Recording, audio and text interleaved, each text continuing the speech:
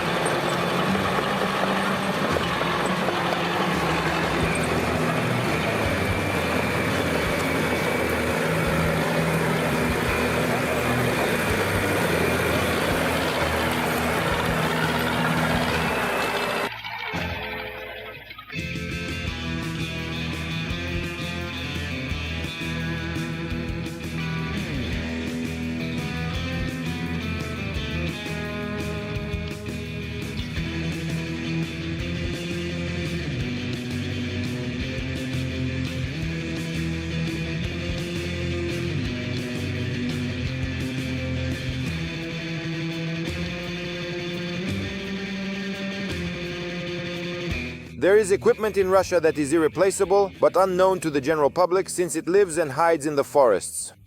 But still, there is no alternative to it.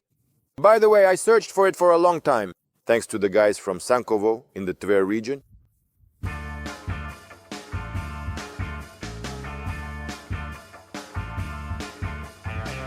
So, a tracked skidder tractor. A real tractor, to be precise. Its main purpose is skidding, transporting, and stacking sawn timber. And the tougher the conditions, the more enthusiastically it destroys the environment. The TD-55 was produced here from 1966 at the Nevsky Tractor Plant until 2003. By the way, back in the day, the plant was called the Shuya Arms Factory. But that's just a side note.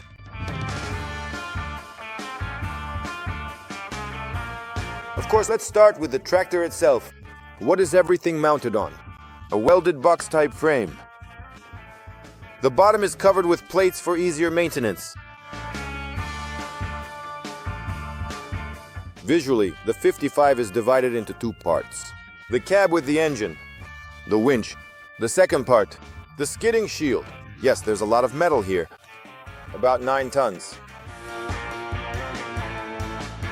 But thanks to the well-designed running gear, the ground pressure is minimal for such a weight. The skidder can even work in swamps. Again, as long as you don't get carried away and believe it can haul absolutely everything out. On each side, there are 4 support rollers and 2 guide rollers. Rear-wheel drive. The rollers are grouped in pairs on a balance beam. Suspension is provided by springs.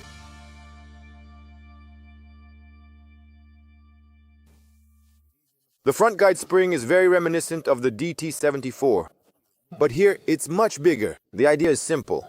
The track sort of hugs the terrain. The off-road capability is fantastic. So what else is there? As I mentioned before, the cab is single-seater. The engine is in the middle. And in this side compartment, the diesel and oil system tanks are hidden.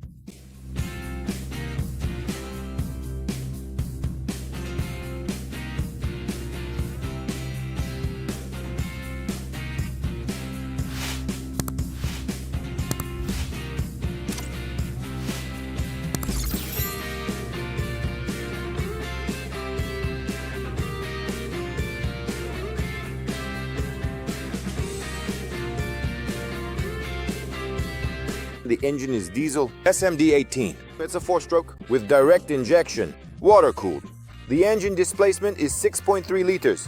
The fuel injection pump, by the way, is made in Czechoslovakia. It delivers 80 horsepower at 1,800 RPM. The average weight is 800 kilograms.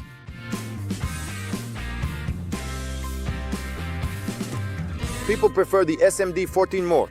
They even modify the 18 to fit it. Yes, it's a bit weaker but more reliable. In general, the whole concept of this skidder is simpler and more reliable.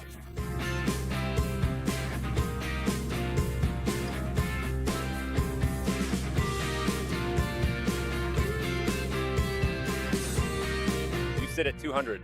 It's fine.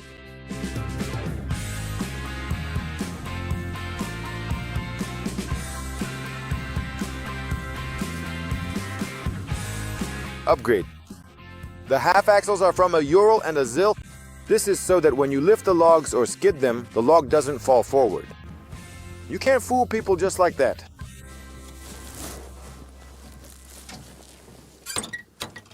The cab is low on comfort. Actually, there used to be a heater and ventilation here, but now all the unnecessary stuff is gone. There even used to be a door. But apparently you don't need it in the forest. Now there are levers, pedals, leaves, mud, and a festival. In general, there's nothing unnecessary in the cab of this kind of machinery. You might think these are just some rubber bands, clamps. Old bottles. If there's a bottle of oil, it means it's absolutely essential. Nothing here is just lying around for no reason. Everything has its use.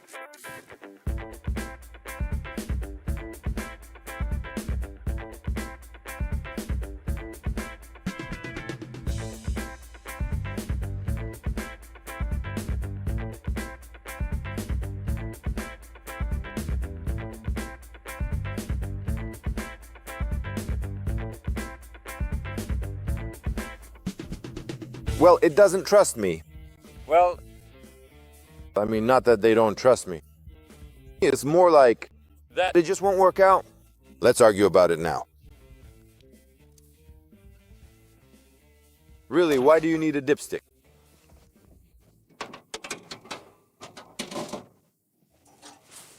Back in the day, when you opened the door, a step would fold out here.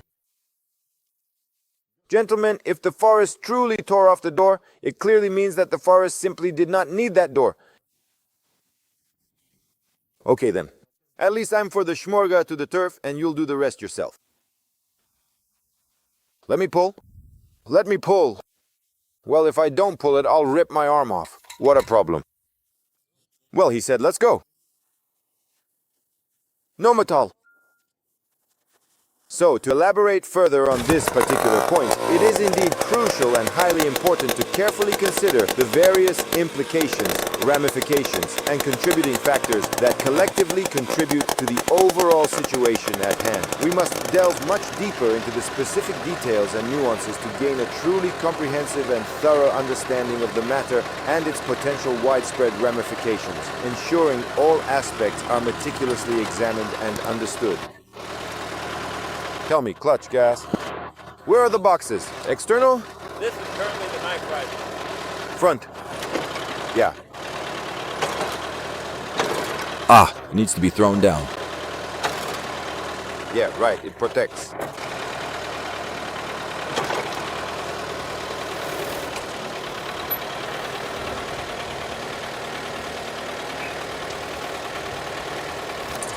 Oh, that's it. I'm winding up the baby. Rebecca. I'm subscribing. Little water?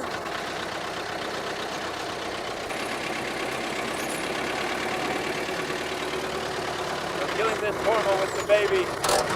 Ah, this Torma is from a child, right? Now we need to go back so that we can become what we want.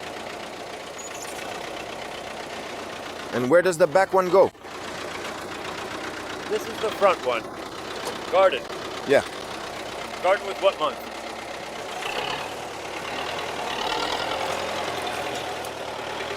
Okay, okay, got it. I'll try now.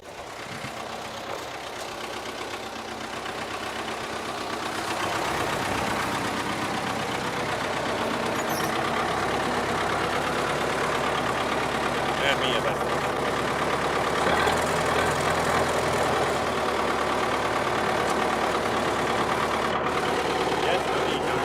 No, I just want to check and understand.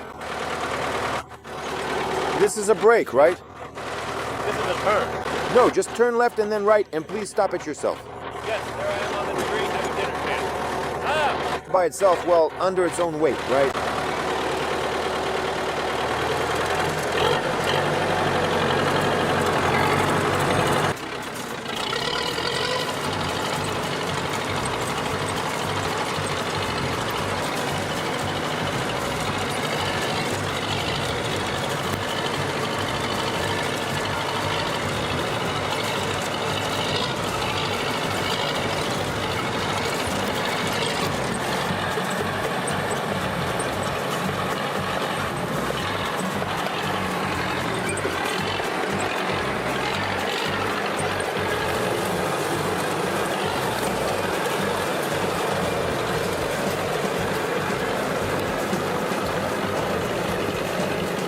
In the tractor, and for those who forgot, for those who got carried away, this tractor reminds you of something. The hydraulic system here is dual circuit with a common tank. The NSH-10 pump is responsible for easing, disengaging the clutch, and turning the machine.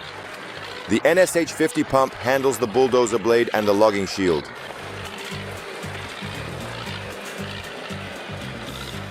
But the pedals here are still not for kids.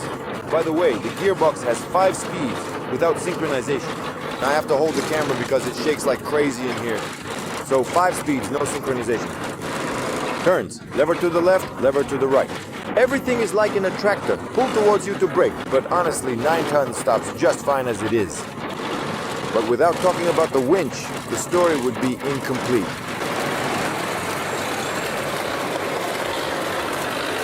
Thanks to it, most of the work related to the tractor's forest adventures gets done. It's installed between the engine and the shield.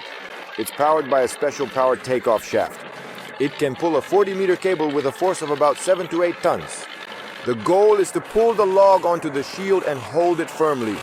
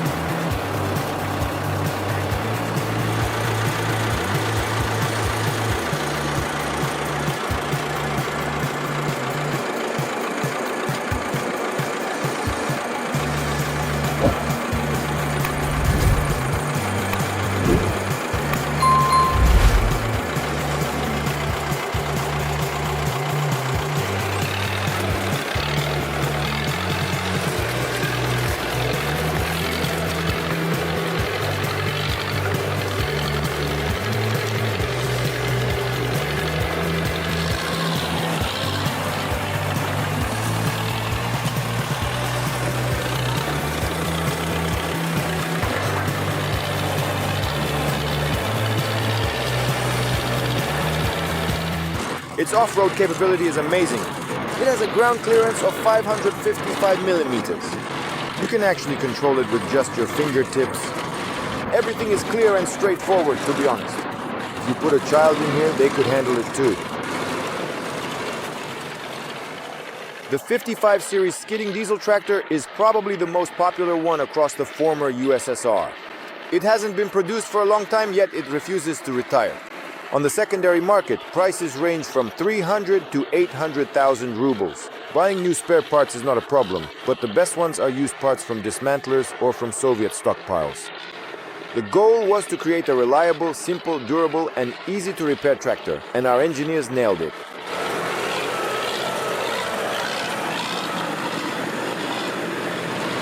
Of course, there are also downsides.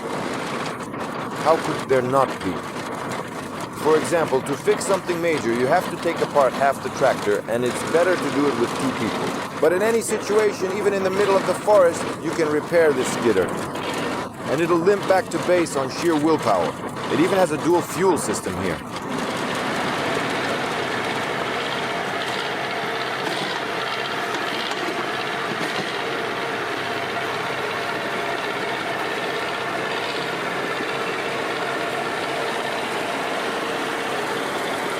Of course, there are downsides, but they mostly come from the carelessness of the forest operator and from untimely maintenance. The main thing to remember here is that the TDT-55 is a tractor, with all the typical issues that come with that.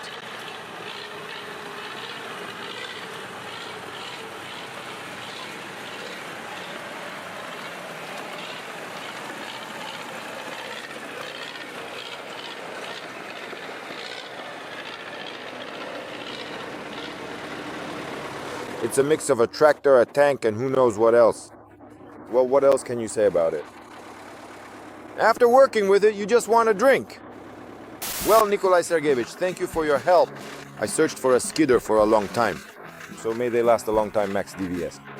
If you treat the engine, hopefully it won't end up as scrap metal anytime soon. Thanks again. Thank you. Thank you, and now let's mark the tractor named after Lesya Sinyukin, treated with Supertech. Lesya Sinyukin tractor,